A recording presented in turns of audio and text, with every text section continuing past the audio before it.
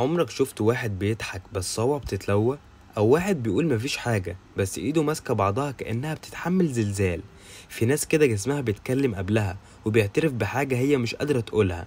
احنا بقى هندردش شوية عن الموضوع ده، فما تنساش بقى اللايك والاشتراك في القناة علشان يوصلك كل جديد.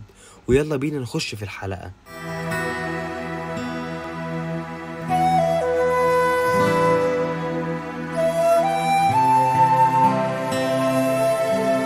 كان في شخص قاعد وسطنا وبيضحك بس كل شوية طرقع صوابعه.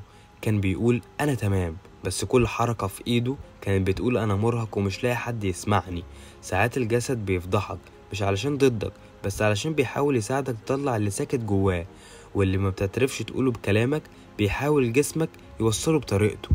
وأحيانا جسمك بيخون عقلك. في الاجتماعات بتبقى حافظ الكلام بس إيدك تتهز وانت بتشرح. ليه بقى بيحصل كده؟ لأن العقل بيقولك هدي والجسم بيقولك أنا مش مطمن. والمعادلة الصعبة هنا إنك تظهر إنك متماسك مع إنك جواك حرب مش راضية تهدى.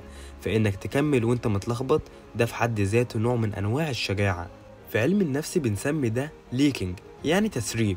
الجسم بيهرب منه اللي العقل بيحاول يخزنه، وده مش مرض، ده دليل إنك بني آدم عندك مشاعر مش روبوت، وبيقول اللي مطلوب منه وخلاص. وكل مرة جسمك بيتكلم اسمعه بدل ما تكتمه.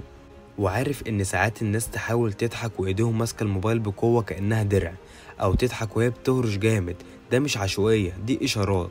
ساعات الجسم بيقول انا مش مرتاح وان لسه بتحاول تقنعه بالعكس. فما تستخفش بالعلامه دي لان الجسم ساعات بيبعت نداء استغاثه. في شاب حكالي مره انه كان كل مره يتخانق مع حبيبته ويقول لها انا هادي، بس ايده دايما كانت بتترعش وهو بيكتب. وبيقول عرفت اني مش هادي خالص وان الموضوع اكبر من كده بكتير. الاعتراف الحقيقي مش بالكلام، الاعتراف بيبدأ لما تفهم جسمك بيحاول يوصله. وفي النهاية لازم تبقى عارف ان ساعات جسمك بيكون المترجم اللي ما بتعرفش تترجم بيه مشاعرك، وايدك بتكشف اللي في دماغك. حتى لو لسانك اختار يسكت، فممكن تكون اول خطوة انك تهدى تبدأ من انك تلاحظ.